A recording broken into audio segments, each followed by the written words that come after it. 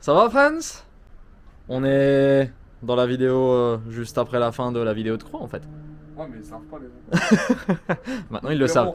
Ils verront dans l'autre vidéo parce que c'est le même décor. Je suis habillé pareil et tout. De retour au garage. Non, on n'a pas bougé. Et pourtant, deuxième vidéo en route. Allez, on perd Une pas de semaine temps. s'est passée. On Boum. perd pas de temps. C'est parce qu'en fait, pour vous expliquer très brièvement la chose. Donc du coup, salut tout le monde, les potos. J'espère que tout le monde va bien au passage. En fait, pour vous expliquer brièvement la petite chose, le petit problème qui se pose en ce moment, c'est que j'ai toujours les problèmes de santé que j'avais un petit peu à Croix-en-Ternois d'ailleurs. Et du coup, ça fait que j'ai toujours des petits soucis pour faire certaines choses, donc toujours pour me baisser, pour me mettre dans certaines positions, ou ne serait-ce que pour faire vraiment de gros efforts. Donc ça fait qu'on a le Francisco ici présent, voilà sur son téléphone, hein, mais bon, toujours présent quand même. Toujours. Toujours. On sait qu'on... Ouais, mais ça c'est pas grave, c'est pas grave. Je lui en veux pas en fait, c'est important le téléphone parce que François il est constructif quand il ziote un peu son téléphone comme ça. Concrètement, on a un petit peu de boulot à faire sur la voiture. Je suis pas en capacité de tout faire, donc clairement par rapport au vidange, j'ai checké un petit peu les serrages de la voiture. François va s'en occuper. On va voir un petit peu si le moteur n'a pas fait de limaille ou quoi que ce soit, mais vu comme il a tourné pendant 2 week-ends de suite, j'ai l'impression qu'on est sur la bonne voie et que tout a l'air d'aller a priori bien.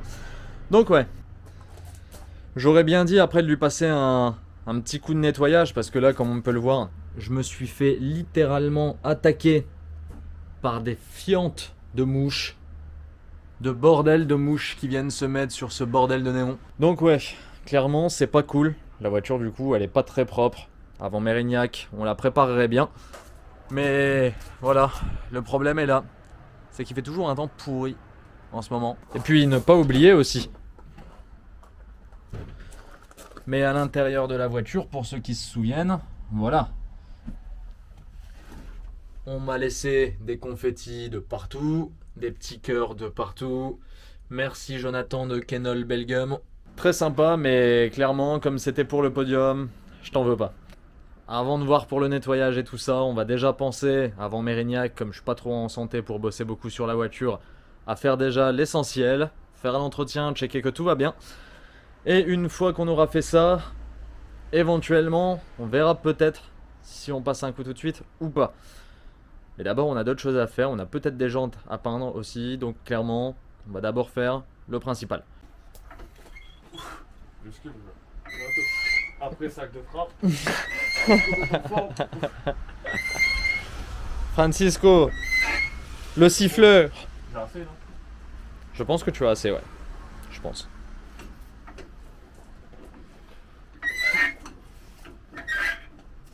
Allez hop, ça est bon. C'est parti pour la vidange. Bien. Du coup, Franz, une vidange sans filtre. Rien de compliqué. Ouais. Voilà. Tu ouvres le bouchon, T'ouvres le bouchon, tu t'es fermes parti. et tu remplis. Voilà. Non, mais avant d'ouvrir le bouchon, faut enlever le cache là. À moins que t'as laissé l'accès pour. De quoi? Ah non, j'ai laissé l'accès. Allez, même. Eh oui. Ah non, vas-y, va me chercher le. Allez, il est là. Le bac, Yeah, Mr. man. Francis.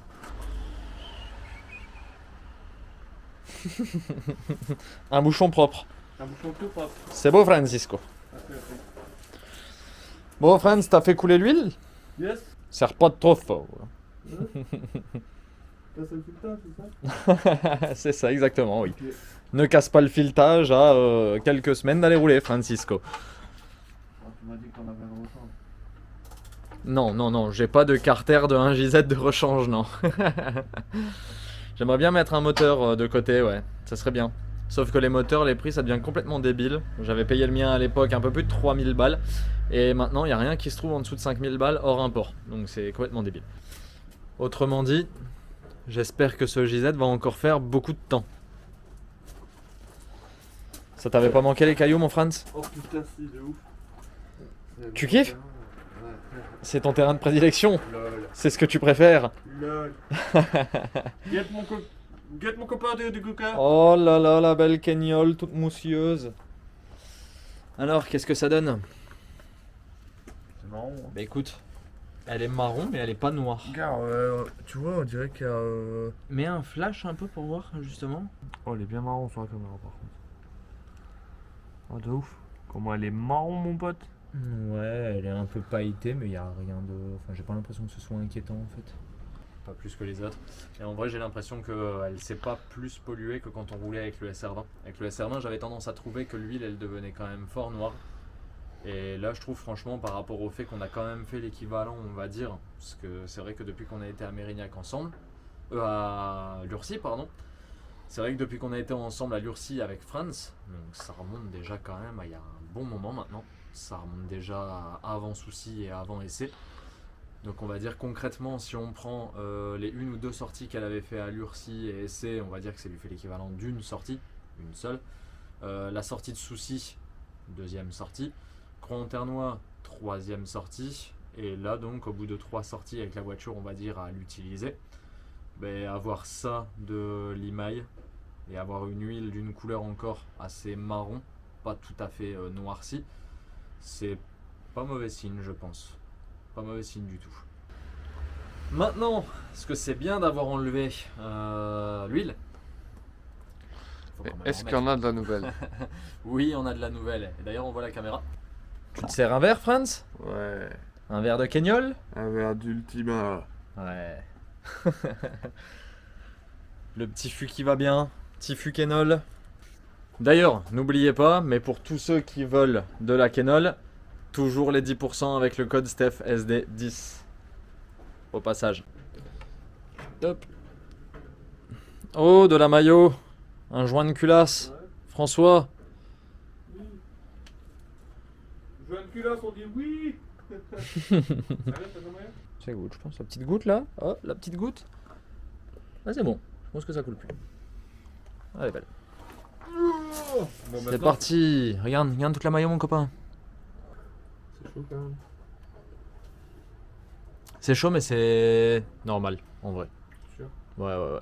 En fait, le problème, c'est que si tu préfères, je l'ai fait tourner pour la faire chauffer 3-4 fois. Depuis 3 semaines, un mois, tu vois que la voiture est à l'arrêt. Il y a l'humidité, et en fait, il faut savoir un truc sur l'éthanol. C'est que l'éthanol, en fait, ça crée beaucoup de condensation et de perles d'eau dans les cylindres, à l'intérieur et tout ça. Et du coup, toutes ces perles d'eau, quand elles viennent se mélanger à l'huile, forcément, ça fait de la maillot. Donc là, on met combien du coup? Là, tu peux tout mettre. Ouais. Ah bah là, les 2 litres direct. Là,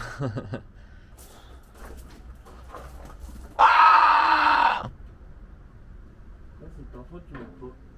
Mais cache chromé, Ils sont visés maintenant. Francisco. Frotte. De quoi dit? Frotte. Mais tourne-toi un peu là que je t'explique 2-3 choses là. Ok. T'as pas envie. Je t'ai prêt. Quel sabotage, c'est du sabotage mon Franz. Du sabotage. Maintenant, autour du pont. Attention, le petit bac.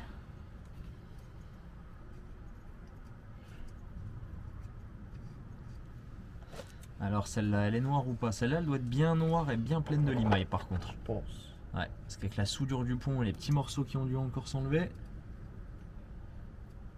Attention.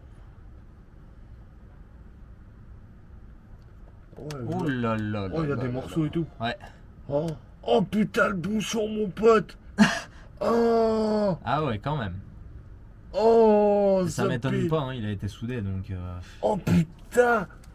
J'ai jamais vu un bouchon comme ça.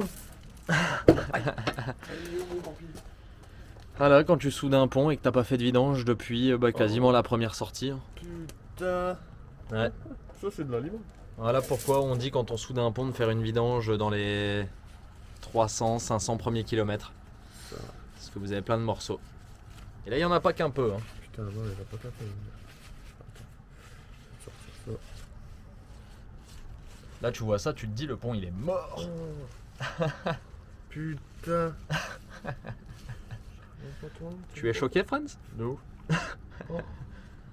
Et il est déjà plein. Hein. Ouais. Déjà, celui-là, il est plein, tu vois. Et ouais, ça fait des dégâts quand il y a des morceaux qui se baladent. Et c'est maintenant qu'il va falloir être patient. Parce que là, du coup, le remplissage, il va se faire avec la petite pompe manuelle, donc à main. C'est super.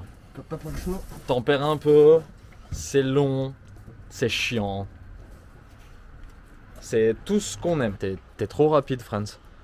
T'es beaucoup trop rapide. Pas de perte de temps, mon copain. Bon ben Franz, il a fini de nous faire la vidange du pont. Oui. Est-ce que tu penses que la prochaine vidange du coup sera aussi critique? Non, je pense pas. Bah, moins. Beaucoup moins. Moins, rien à voir. 2 fois, 3 fois, voire 4 fois moins, parce que là c'était vraiment critique. Ça. Quoi, il y en a encore beaucoup là, fais voir. Fais voir un peu à la cam. En gros, tu vois que ça. Ouf, ah oui. Tu vois que ça. Ah oui, en effet. C'est pas été, hein. Ouais, c'est un peu beaucoup pailleté, ouais.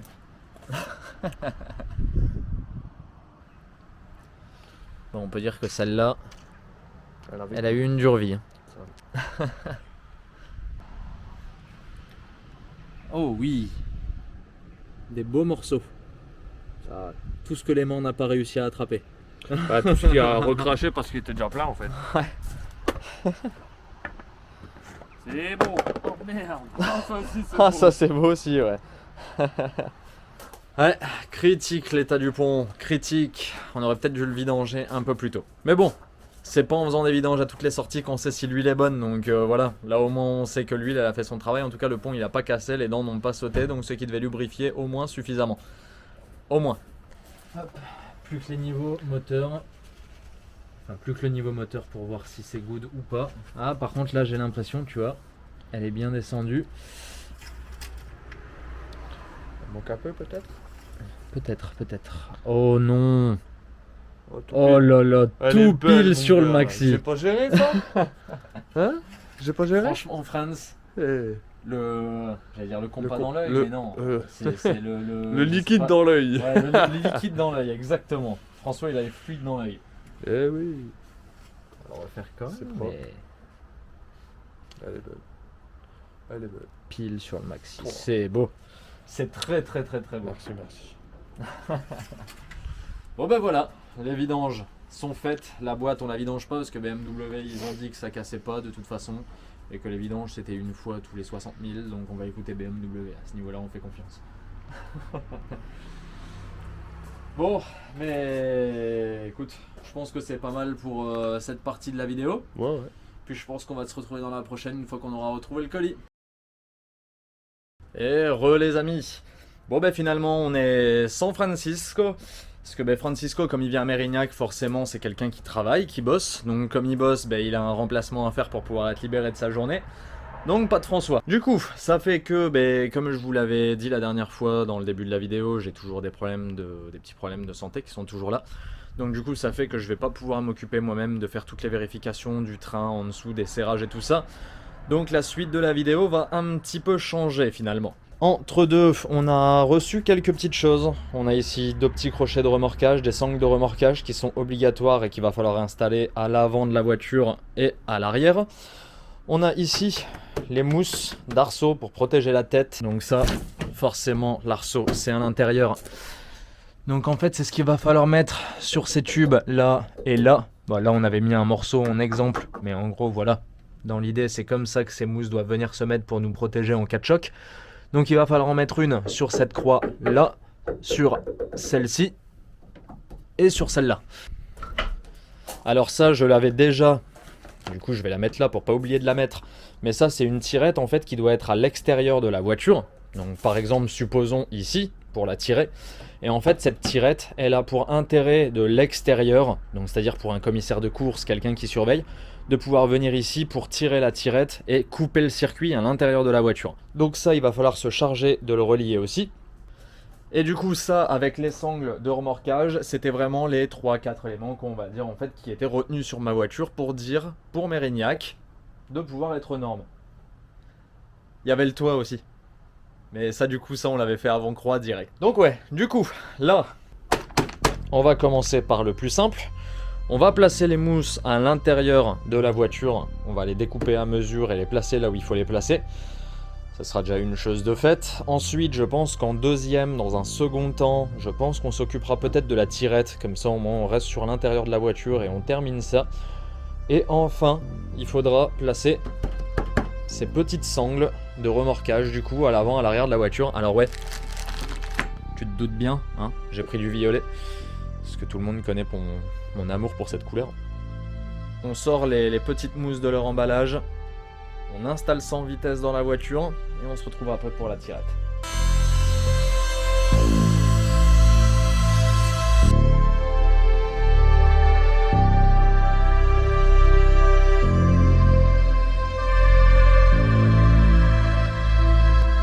Là, j'ai levé le capot. Je vais me lancer sur la tirette coupe-circuit parce que ce sera pour moi le truc le plus chiant à faire entre guillemets parce que il n'y a pas beaucoup d'espace dans la voiture.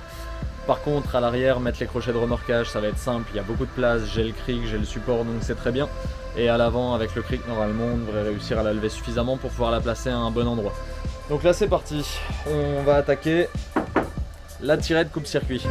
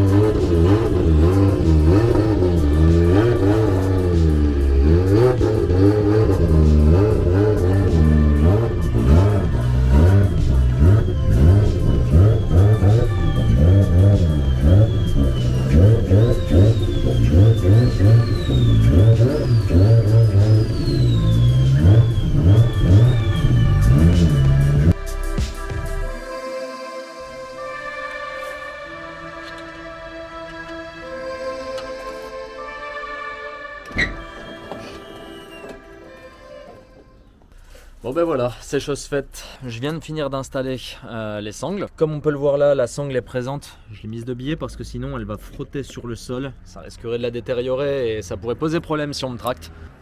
On a ici du coup la tirette de coupe-circuit qui maintenant est fonctionnelle. Donc là maintenant, si on a le contact comme là-bas et qu'on la tire, voilà. Donc ça c'est nickel. On a aussi donc installé les mousses ici en haut. Donc ça parfait, au moins on est aux normes aussi, plus de soucis par rapport à ça. La petite sangle à l'arrière aussi. Et maintenant il me reste deux petits trucs à faire. Déjà, premièrement, ça va être de lui passer un petit coup d'éponge, d'enlever quelques petits trucs parce que là, comme on peut le voir, on a ramassé pas mal de gomme. Pareil ici au niveau de l'aile. Pareil ici sur l'aile arrière. D'ailleurs, on pourra noter aussi que ces jantes dégueulasses vont virer parce que ça sera celle qu'on va utiliser pour Mérignac pour les essais. Et cette fois-ci, pour la course, on utilisera les noires parce que clairement, celles-là, elles sont pas très très jolies. Je trouve par rapport à la voiture, je préfère 1000 fois les jantes noires à l'arrière. Donc ouais, ça fait qu'on va les enlever. De toute façon, il faudra changer les pneus. Enlever aussi toutes ces merdes de mouches. Bon là, je vais me dépêcher parce qu'on est dans des périodes où les journées se raccourcissent. Donc il va bientôt faire noir. Donc on s'active.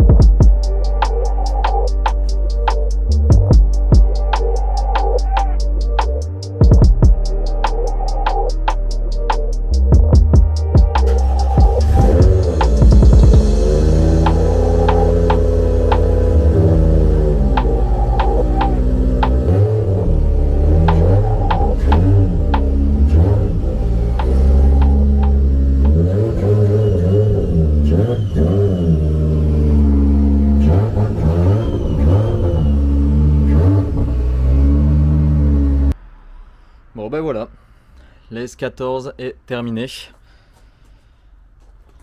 On lui a remis sa deuxième petite attache, ça fait déjà beaucoup mieux. Maintenant elle est propre, elle a tous les éléments de sécurité qu'il faut. J'ai presque envie de dire qu'il reste plus qu'à l'emmener à Mérignac, mais mais, parce qu'il y a un mais, il restera juste à l'emmener au TSK Garage pour aller checker tous les serrages du train arrière, de la transmission, comme on l'avait dit la dernière fois avec François.